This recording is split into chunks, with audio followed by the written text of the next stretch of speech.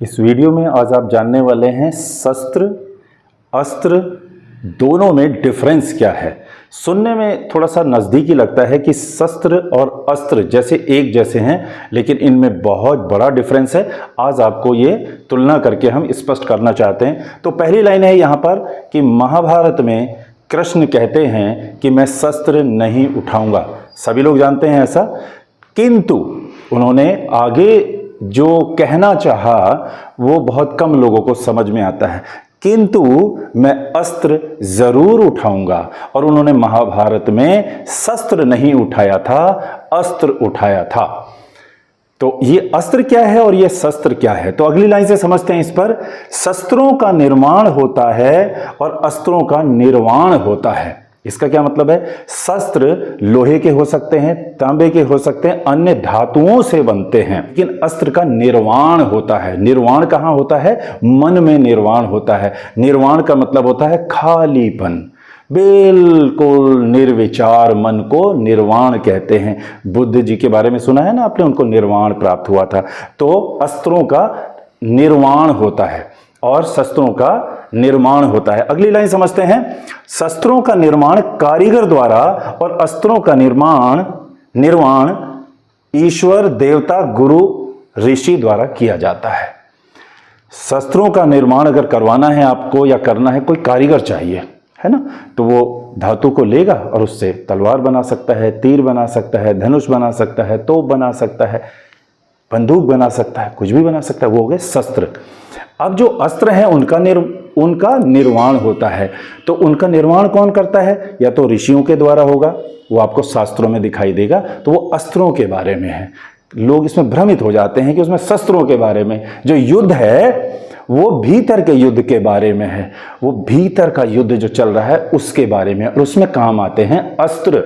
और जो बाहर युद्ध चलता है शारीरिक युद्ध करता है ना, कि युद्ध चलता है, उसका हाथ काट दिया, गर्दन काट दिया, उसके लिए शस्त्रों की जरूरत होती है। जो बाहर का युद्ध होता है उसके लिए शस्त्रों की जरूरत होती है। और जो भीतर युद्ध होता है, स्वयं से जो युद्ध होता है, मन में जो युद्ध होता है, उसमें अस्त्रों की जरूरत पड़ती है। तो अस्त्रों का निर्माण होता है। कहां से आते हैं अस्त्र? अस्त्र भी बहुत सारे हैं ना। तो दिव्यास्त्र होते हैं, दिव्यास्त्र। दिव्य शस्त्र नहीं होते, अस्त्र होते हैं। तो शस्त्र क्या होते हैं वो अभी हम आगे बात करेंगे। तो इनका निर्माण करने की शक्ति किसके पास होती है? या तो ऋषि मुनि के पास होती है, देवताओं के पास होती है, या ईश्वर के पास होती है। आपने सुना है ना, जैसे ब्रह्मा जी ने दिव्यास्त्र दे दिया, देवताओं ने दिव्यास्त्र दे दिया, ऋषियों ने दिव्यास्त्र दे दिया, सुना है ना आपने। तो वो दिव्यास्त्र हैं, दिव्य अस्त्र हैं। तो अगली लाइन समझते हैं। शस्त्र शरीर को छिन्न छिन्न कर सकते हैं, यानी खंड खंड कर सकते हैं, और अस्त्र मन को भिन्न भिन्न कर सकते हैं, यानी परिवर्तित कर सकते हैं।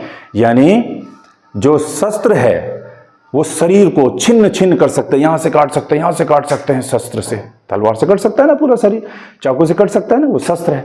लेकिन जो अस्त्र है वो मन को भिन्न भिन्न कर सकते हैं, छिन्न छिन्न नहीं, भिन्न भिन्न। भिन्न का मतलब क्या है? बदलाव, परिवर्तित। यानी मन मेरा कुछ और है, और अगर मेरे पास में दिव्य अस्त्र आ जाए तो फिर मेरा मन कुछ और हो जाएगा, मेरा नजरिया पहले कुछ और है और फिर कुछ और हो जाएगा। तो भिन्न भिन्न हो जाता है क्या? मन। क्योंकि मन के लिए है अस्त्र और तन के लिए है शस्त्र। फिर आगे और समझते रहिए। पूरी वीडियो में आप जब एंड तक जाएंगे तो आपको बिल्कुल क्लियर हो जाएगा कि ये दो बारे में बात हो रही है, एक तन के बारे में, एक मन के बारे में, एक शस्त्र के बारे में, एक अस्त्र के बारे में, और दोनों के काम बिल्कुल अलग अलग हैं। यही आपको समझना है, और ये आपको अगर समझ में आ गया तो बहुत सारी दुविधाएं, बहुत सारे भ्रम आपके स्वतः ही दूर हो जाएंगे। अगली लाइन पढ़ते हैं। शस्त्र से शरीर पर प्रहार किया जाता है, अस्त्र से मन पर संहार किया जाता है। समझिए इसको।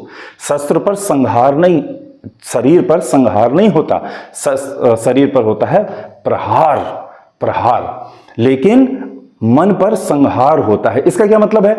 प्रहार जो होता है वो बाहर से होता है, और संहार जो होता है वो भीतर से होता है, स्वयं के अंदर से होता है। तो प्रहार में क्या होता है कि आप किसी पर भी प्रहार जो भी आपने देखा है, तो प्रहार इतिहास में मिलता है और जो संहार मिलता है आपको वो शास्त्रों में मिलता है। ये दोनों को हम अलग अलग क्यों कहते हैं कि उनको शास्त्र कहते हैं, उनको इतिहास कहते हैं, है ना? समझ में आ रहा है आपको? इतिहास क्यों कहते हैं और शास्त्र क्यों कहते हैं? क्योंकि दोनों में काम बिल्कुल अलग अलग डिफरेंट हुआ है, इसलिए डिफरेंट नाम भी दिए गए हैं। नहीं तो दोनों को इतिहास कह सकते थे, दोनों को ही शास्त्र कह सकते थे, लेकिन ऐसा नहीं कहा गया ना। तो क्योंकि काम दोनों के अलग हैं, इसलिए नाम भी दोनों के अलग है। तो शस्त्र से क्या होगा? प्रहार होगा, और अस्त्र से क्या होगा? संहार होगा। संहार का मतलब है मन के अंदर जो भी चीजें चल रही हैं, जो भी दुविधाएं चल रही हैं, उन सबको समाप्त कर दिया जाता है। संहार में क्या होता है? सब कुछ समाप्त हो जाता है। तो मन में जो भी दुविधाएं चल रही हो तो समाप्त करने को संहार बोलते हैं। अगला लाइन है, शस्त्र वाणों के तीर और अस्त्र वाणी के तीर हैं। क्या गजब लाइन है! शस्त्र क्या है? वाणों के तीर हैं। आपने देखे है ना, वाण ऐसे तीर कमान से छोड़ते हैं, वो शस्त्र है। और अस्त्र क्या है? वाणी के तीर हैं। सवाल जवाब, क्वेश्चन आंसर, तर्क वितर्क, ये वाणी के तीर हैं। कौन? अस्त्र। आगे बात करते हैं, शस्त्रों के तीर कमान से और अस्त्रों के तीर जवान से छोड़े जाते हैं। शस्त्रों के तीर किससे छोड़े जाएंगे? कमान से छोड़े जाते हैं ना, और अस्त्रों के तीर जवान से, वाणी से छोड़े जाते हैं, बातों से छोड़े जाते हैं, सवाल जवाब से छोड़े जाते हैं। समझ रहे हैं ना दोनों का? यानी एक का संबंध तन से है और एक का संबंध मन से है। शस्त्र तन के लिए और अस्त्र मन के लिए है। आगे बात करते हैं, 8वां नंबर है, शस्त्रों का निर्माण द्रव्यता से और अस्त्रों का निर्माण दिव्यता से होता है। द्रव्यता समझते हैं आप? ठोस, द्रव, गैस।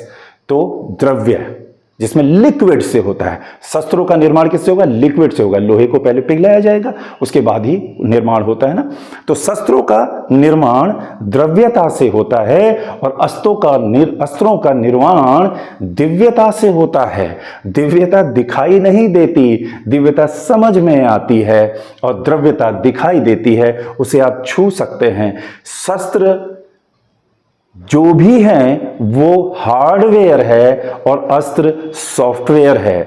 अगला पॉइंट पे बात करते हैं, 9वां पॉइंट है, शस्त्रों के तीर तर्कस से संभाले जाते हैं। शस्त्र के तीर तर्कस में संभाले जाते हैं। यहां होता है ना तर्कस, उसमें तीर रखे होते हैं, तर्कस से संभाले जाते हैं। और अस्त्र के तीर तर्क से संभाले जाते हैं। जब आप बात करते हैं तो तार्किक होते हैं ना, आप सवाल जवाब करते हैं, तर्क वितर्क करते हैं, तो तर्क और तर्कस, देख रहे हैं आप कैसे मैचिंग हो रही है। तो शस्त्रों के तीर तर्कस में और शस्त्रों के तीर तर्क से संभाले जाते हैं। 10वां पॉइंट है, शस्त्र की प्राप्ति का आधार व्यापार है और दिव्यास्त्र की प्राप्ति का आधार समर्पण, प्रेम और वरदान है। शस्त्र आपको वरदान में नहीं मिल सकते, वो आपको खरीदने पड़ेंगे, क्योंकि बाजार में मिलते हैं, उसका व्यापार होता है। आपको कोई भी शस्त्र चाहिए, आपको तीर चाहिए, तलवार चाहिए, आपको बंदूक चाहिए। हमारे देश में होता है ना, बाहर से विदेशों से बहुत सारे शस्त्र मंगवाए जाते हैं ना, सभी से होता है। आपको भी कोई शस्त्र चाहिए तो आप बाजार से लेके आते हैं। ठीक हो गया? तो व्यापार का संबंध किससे है? शस्त्र से है। और जो अस्त्र का संबंध किससे है? वो वरदान में प्राप्त होते हैं। कभी सुना आपने किसी ने वरदान में तलवार दे दी हो? देखा कभी आपने ऐसा मार्केट में? नहीं। पैसे दो भैया, तलवार ले जाओ, राइट? कोई भी शस्त्र चाहिए ले जाओ, लेकिन आपको पैसे देने पड़ेंगे। व्यापार है और आप उसके लिए एलिजिबल भी होने चाहिए। ठीक हो गया? परमिशन भी चाहिए सरकार की। अस्त्र जो हैं वो वरदान में मिलेंगे आपको, वो प्रेम में मिलेंगे आपको। और किनसे मिलेंगे? ईश्वर के द्वारा, देवताओं के द्वारा। यानी आपका मन जब देव तुल्य हो जाता है, आपका मन जब बैकुंठ हो जाता है, आपका मन जब ईश्वर से कनेक्ट हो जाता है, तब आपको वहां से दान स्वरूप ऐसे तर्क मिलते हैं, ऐसी ज्ञान मिलता है जिसे आत्मज्ञान कहते हैं, कि आपको सब कुछ साफ साफ दिखाई देने लग जाता है कि क्या सही है क्या गलत है। उसी को कहते हैं वरदान। आपके अंदर से भय समाप्त हो जाता है जब आपको दिव्यास्त्र मिल जाते हैं।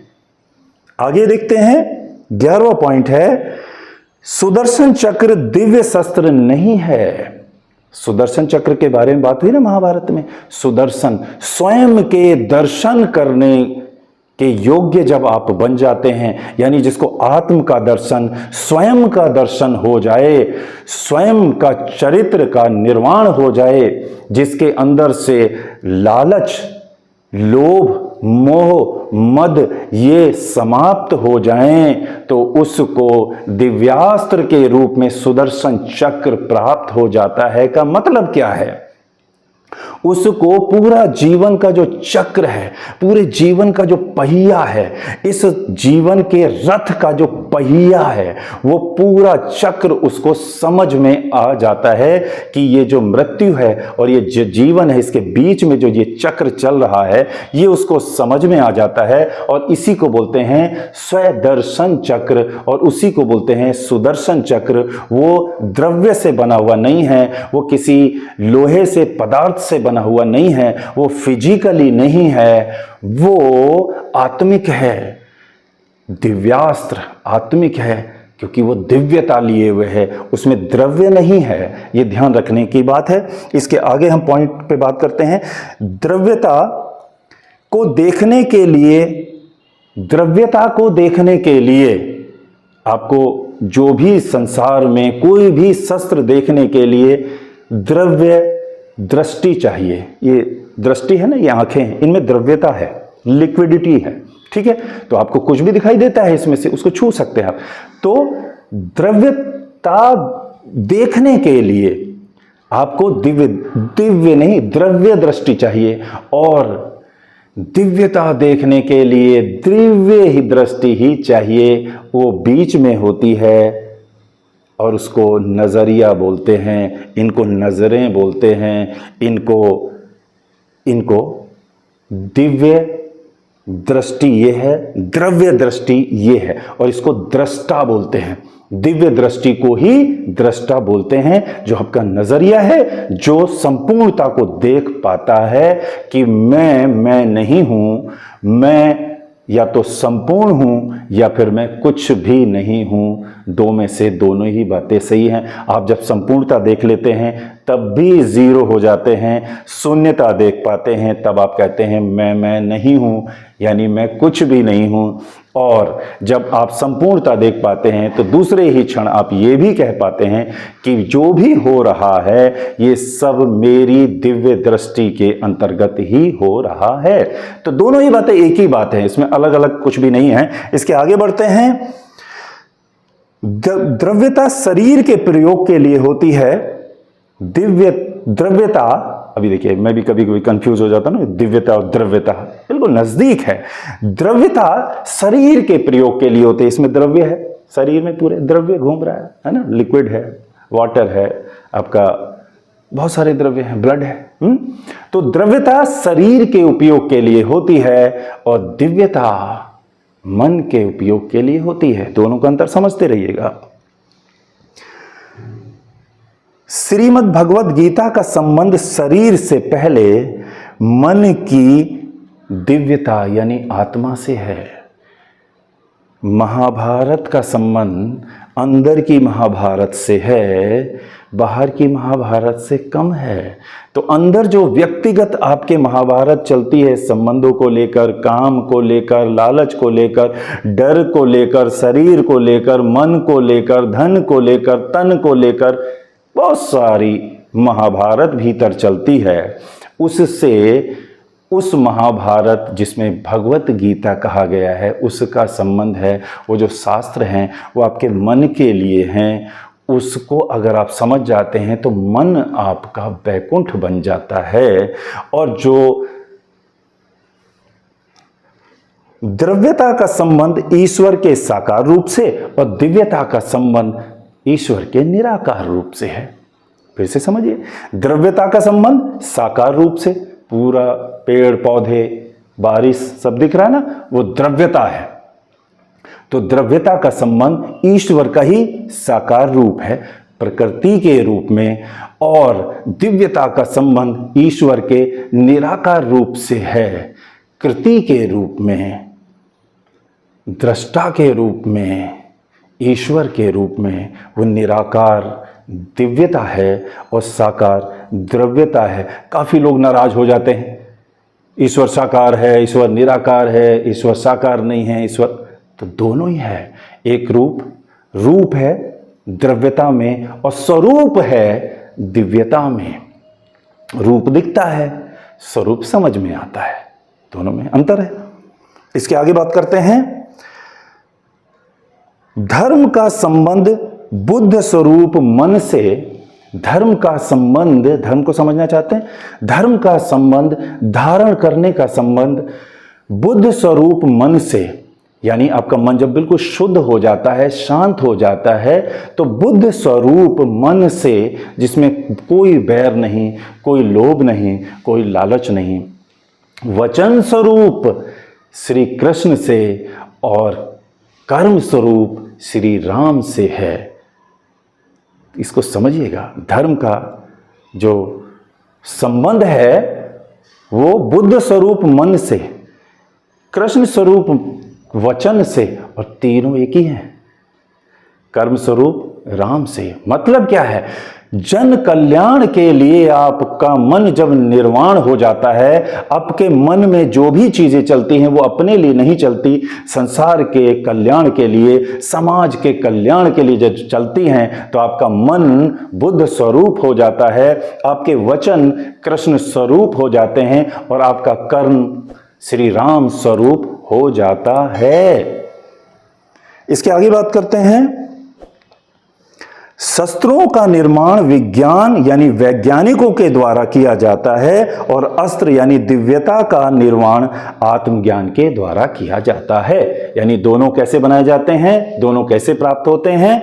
एक वैज्ञानिकों के द्वारा, जो भी विज्ञान के द्वारा शस्त्र बनते हैं तो वैज्ञानिकों के द्वारा बनते हैं, और जो अस्त्र हैं वो आत्मज्ञान के द्वारा मिलते हैं। वो बाहर नहीं मिलेंगे। कभी बाजार में खोजने जाओ मुझे दिव्यास्त्र मिल जाए, नहीं मिलेंगे। मिले किसी को? नहीं मिलेंगे भाई, बाहर मिलते ही नहीं है। दिव्यास्त्र तो अंदर से बनते हैं। कैसे? जब आत्मज्ञान आपको हो जाता है, जब स्वयं को आप जान लेते हैं, जब आपको स्वयं के दर्शन हो जाते हैं, स्वयं के मन का जब आप मंथन कर लेते हैं, तब आपको मंथन करने के उपरांत आपको दिव्यास्त्र प्राप्त होते हैं। लेकिन उससे पहले विष प्राप्त होता है। मन में बहुत सारी जो कुंठाएं होती हैं, जब वो निकलती हैं तो थोड़ा सा परेशानी होती है, वो विष है। और इसके बाद निकलता है अमृत स्वरूप दिव्यास्त्र, और वो जन कल्याण के काम आते हैं। दिव्यास्त्र किसी को परेशान करने के लिए नहीं होते। शस्त्र भले ही किसी को परेशान कर सकते हैं, लेकिन दिव्यास्त्र किसी को परेशान नहीं करते। ये हमारी शास्त्रों को समझने की भूल है, ये हमारी गीता को समझने की भूल है कि कृष्ण ने किसी को परेशान किया था, कृष्ण ने किसी को मारा था, अर्जुन ने किसी को मारा था। जी नहीं,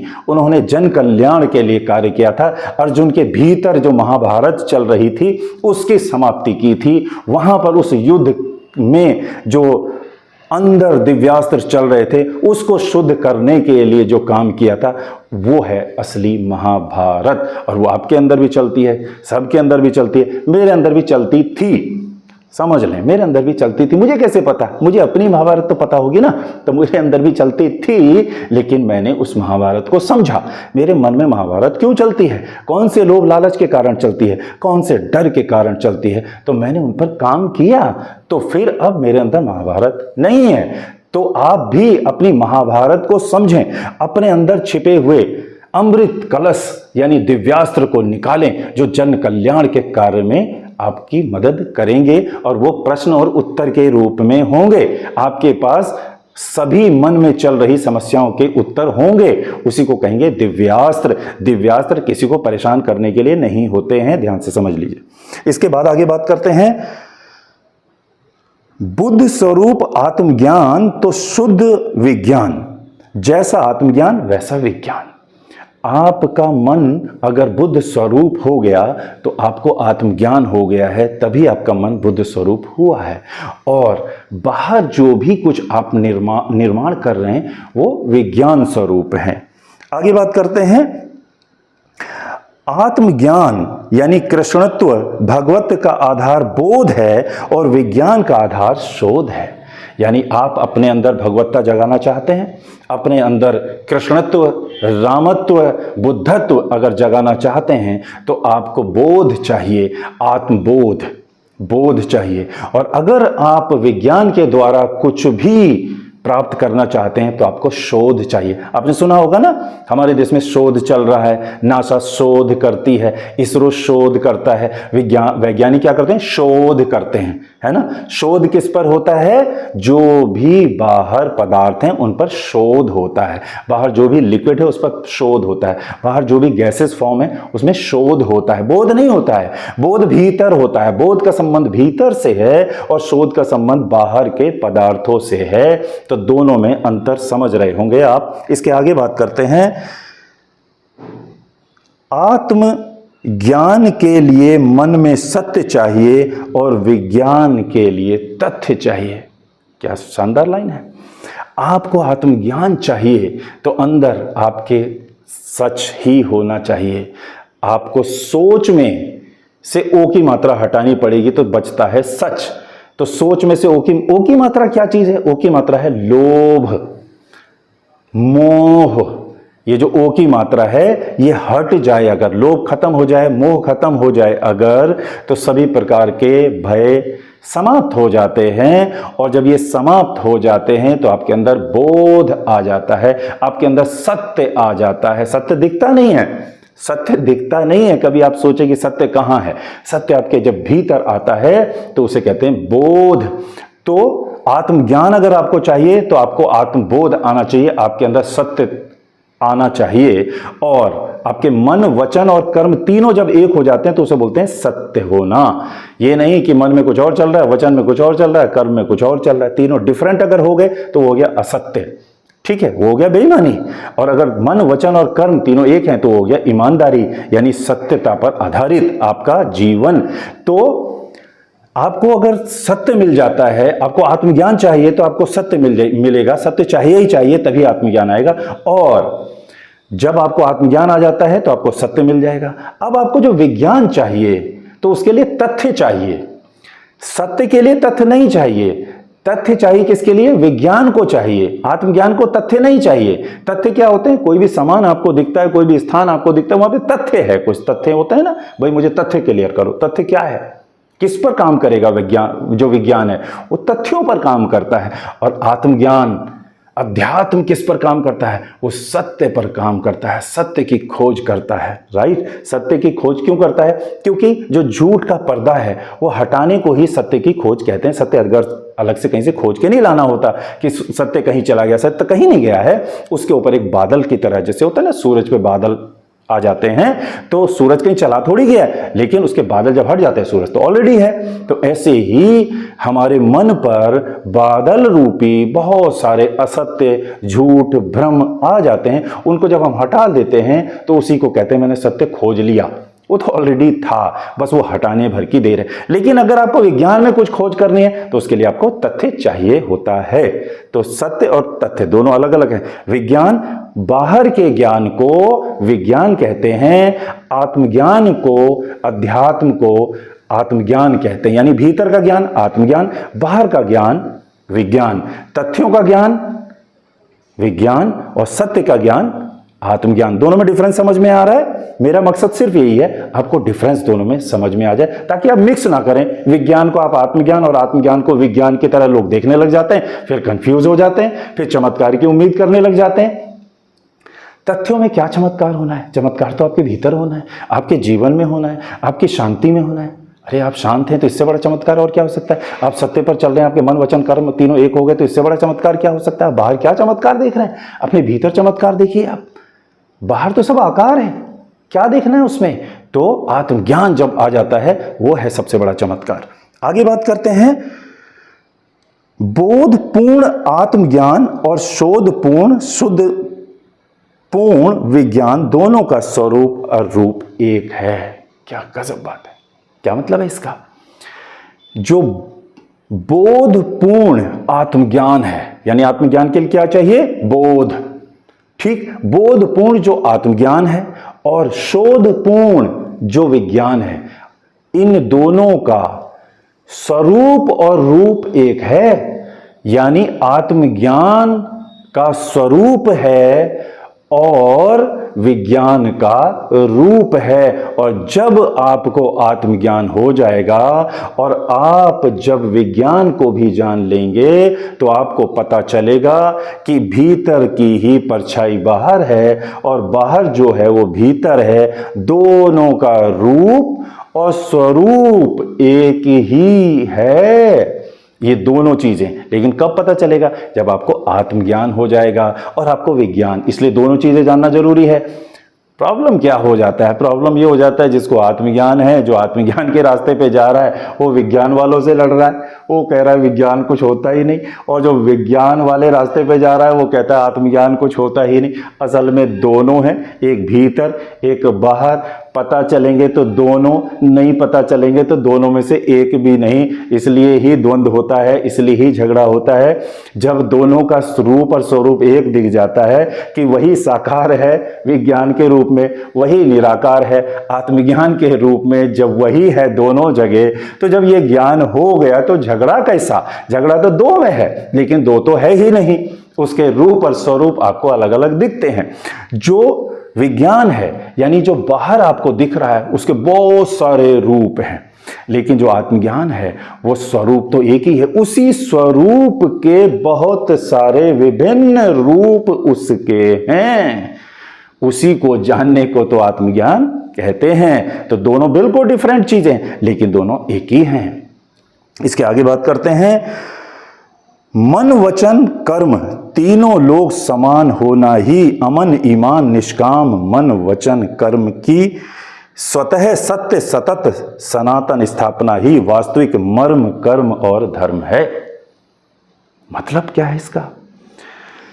मन वचन और कर्म ये तीनों का एक हो जाना ही, यदि ये तीनों एक हो गए, आपको आत्मज्ञान हो गया और आपको विज्ञान का ही पता चल गया और आपको पता चला ये तो दोनों एक ही हैं, दोनों ही एक हैं। बाहर प्रकृति है, अंदर कृति है। बाहर भी सब कुछ है, अंदर भी सब कुछ है। जिस दिन आपको ये पता चल गया, एक में आपको शोध करना पड़ेगा, एक में आपको बोध चाहिए। दोनों में कभी आप अंदर शोध करने लग जाएं, अंदर बोध चाहिए, बाहर शोध चाहिए। ठीक है। अब ये मन वचन और कर्म जब तीनों एक हो जाएं और आपको मर्म कर्म और धर्म ये तीनों ही समझ में आ जाएंगे, एक साथ समझ में आ जाएंगे कि जो संसार का मर्म है वही हमारा कर्म है और वही हमारा धर्म है। तो आई होप आपको इस वीडियो में ये कुछ डिफरेंट चीज़ें समझ में आई होंगी कि एक भीतर का है, एक बाहर का है। भीतर है महाभारत, उसको समझना है। बाहर है भारत, बाहर भारत है, अंदर महाभारत है।